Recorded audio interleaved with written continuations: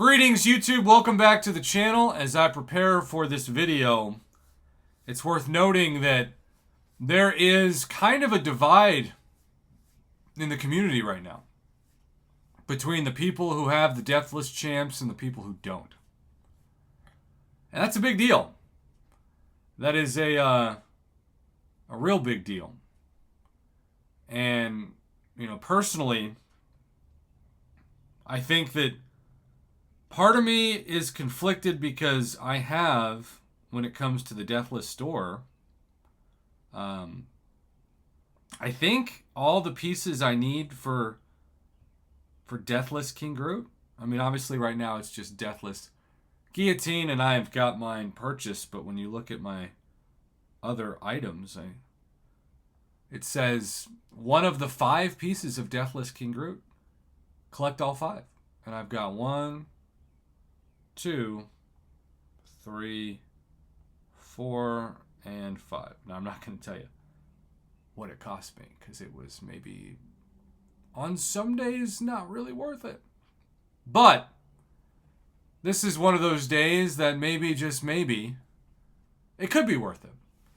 Because Kabam released in the last 24 hours the stats, the statistics for Deathless King Groot. And it's all kinds of game-changing. First off, look at this guy. Look at that face. Look at him. Hey, buddy. It's you. Deathless King Groot. I don't know why I'm doing this voice. Sometimes you just gotta have fun with the video, In years past, champions from the Death Realm, stage installed in the Battle Realm, blah, blah, blah. We know Deathless King Groot is. We're not going to waste time in this video. Look at this. Survivability, damage, ease of use, utility. Defender strength says not that high, but who knows? Maybe he will be. Alright, so King Groot Deathless takes the methodology step forward with Deathless Guillotine and applies it to King Groot's kit. Since King Groot's update was a significant improvement over his launch kit, we've decided to keep that as the base and build on top of it. With the Deathless version, we've opted for an Incinerate-themed makeover in light of his new look. To accomplish this, we'll sacrifice some of the potency of the regen with a signature ability to add in a loop where you can build a resource and cash it out to enhance the potency of the Incinerate debuff he inflicts on his special attack too. This Incinerate replaces the poison from the old kit and comes with some spicy new VFX work. Look forward to seeing that in terms of my own hands. So long fights allow King Groot to build up as many Fury buffs as possible. When his next Malice cycle begins, Deathless version can gain even more buffs with his heightened ability accuracy and in-fights faster by juicing up the potency of his Incinerate debuff from special attack too. Armored opponents like the original King Groot, the Deathless version, can quickly tear through a tech or otherwise armored opponent's defenses with the armor breaks from his special attack 1. And when I read that, I think, so they created this new version of OG Iron Man, who's pretty annoying to get down in one Battlegrounds attempt. But this guy now he's added on even more. Tankiness, King Groot is synonymous with tanky gameplay in the contest while still being an attacker first and foremost. While the Deathless version may have sacrificed some of the potency of regen abilities, he keeps the increased base health stats of his predecessor. Weaknesses nullify, so in other words, Cosmic Champions. And by Cosmic, I mean Mystic. I don't know why I said Mystic. I said Cosmic. I knew it was Mystic. I've been doing this for too many years. Time-oriented, immunities, damage locked behind an armor break and Incinerate debuffs. And then abilities, unique. Physiology grants immunity to bleed, power drain, and power burn effects. Tech champions will find their power reduced and abilities severely limited, while tech champs in general are not going to love the armor breaks either. And then personal fury buffs. Unless otherwise stated, personal fury buffs each provide 854.7 attack rating, last 14 seconds. Ability to remove incoming debuffs at the cost of a fury buff is an important piece of utility. Note that this is no longer a Purify and will not interact with Purify punishing mechanics. This means he's limited to only removing 1 debuff for each fury buff he has active at any time.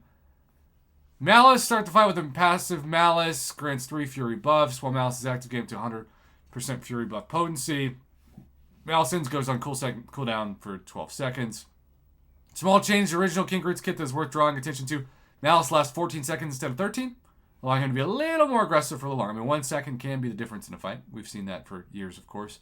Any attack that makes contact from either champion has 30% chance to grant 1 fury charge. When cooldown ends, Gain 1 Fury buff for each charge rain or malice. When the opponent evades, auto blocks or causes an attack to miss. Gain 2 Fury charges. Cooldown's 2 seconds. Similar to above, the cooldown timer here is slightly shorter than the one found in the original King Groot's kit, down to 12 seconds from 13.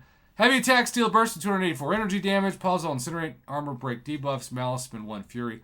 Buff to instead pause for 6 seconds. King Groot's Deathless Fiery new Visage has inspired some tweaks to his kit. Burst of energy damage is a nice treat, but you want to keep your armor breaks in service as long as possible. Okay, so we've got some special attack 1. Again, this is really great against tech champions because the 306.82 armor break debuff for 15 seconds. Max stack 10. Malice, you spin 1 Fury buff to make the armor break indefinite. Feeding through his fiery nature, these armor breaks reduce the opponent's energy resistance instead of their future armor up potency. Special attack 2, Inferno Bombardment. Each Inferno Breath hit deals a burst of 2,849 energy damage. This damage is doubled against hero champions of the tech class. Hero champions of the tech class? Like Iron Man? Final hit inflicts Incinerate debuff. Incinerate triggers consuming all ignite buffs to increase all potency by 30% for each buff consumed. That's significant. So, this is the cash out moment. Built up to 3 ignition buffs. Attack will hit like a truck. Special attack 3, gain a regen buff, recovering 6,814 health over 3 seconds. This regen buff is paused while heal blocked. Spend 1 fury buff to increase regeneration buff's duration by 50%. That is significant. Sig ability, gain up to 101.4% incinerate duration based on how long the fight is gone. That's good, but not needed for the utility, which is smart considering Deathless champions are rarely awakened, though, of course, Winter of Woe gives a chance to awaken our 7-star Deathless guillotines for those of you who have one. In Winter of Woe. This is really where I want to spend the majority of the last of the video, though. These synergy bonuses are literally going to change the game forever because we have a couple of things. First off, 6-star plus unique with King Groot. The opponent suffering from Incinerator Poison, gain 15% offensive combat power. But look at this. Precursor, 7-star only. The 7-star only synergy. King Groot, Deathless. For each Deathless champion on the team, start each fight with 1 additional personal Fury buff during Malice. Cooldown, gain 1% flat chance to gain Fury charges for each Deathless champion on the team.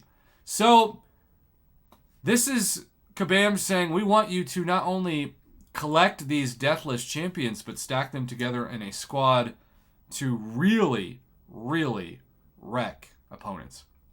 Deathless Reaper. King Groot can be an Undermine buff during special attacks. Deathless Nemesis.